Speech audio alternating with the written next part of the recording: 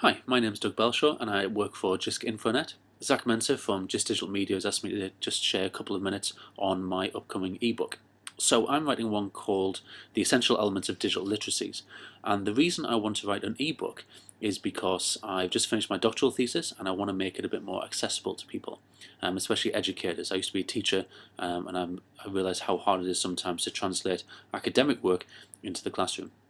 So I've decided this is going to be an iterative process, and by that what I mean is that I'm going to share version 0.1, 0.2, etc. with people all the way up to version 1. Because whilst on a blog you can put something out there and then get comments and then write a follow-up blog post, etc., it's harder to do that with books. Now, given that ebooks are in the digital realm, there's no reason why you can't make it that iterative process. So I've got this thing called open beta, and what you do with that is you buy in, say, at version 0.1, and it's a lot cheaper than if you buy in at version 1. So with my book, for example, if you buy in now at version 0.1, it's only £1. But then if you buy in at version 0.5, it's £5, and if you buy it when it's version 1, it's going to be something like £15 or something like that. So there's an incentive for people to buy in earlier.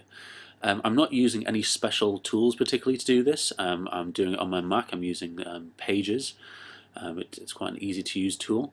So that can output to EPUB, and also it's very easy to then get things into the Kindle store. Once you've done that once, it's very easy to do it again. There's just some little tips and tricks, and they do make it quite easy. And of course the third option you've got these days is iBooks Author, where you can add some video like this in if you wanted to, interactive elements, that type of stuff. But that's of course only for iOS devices. So there's a range of options, and what I'd suggest is that what you want to do is start off with PDF and then go for EPUB, because that's going to be the most accessible format. Then if you get time, if you've got time to do that, go for the Kindle version and for the iOS versions as well. Just add some value in there. But really, I think that taking people along with you, engaging your audience and getting them their type of feedback is quite useful. One other thing, someone suggested that I have a Google Plus circle for those who are really committed and really want to give me lots of feedback on the process.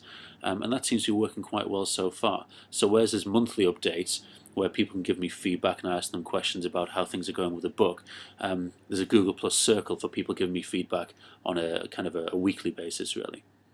So that's what I'm doing at the moment. I'm quite enjoying it. It's very different to blogging, because you're producing a bigger bit of work which you hope is going to be of some value. You can spend longer on the design and that type of thing. And engaging your audience before you actually release the book properly is really valuable as far as I can see.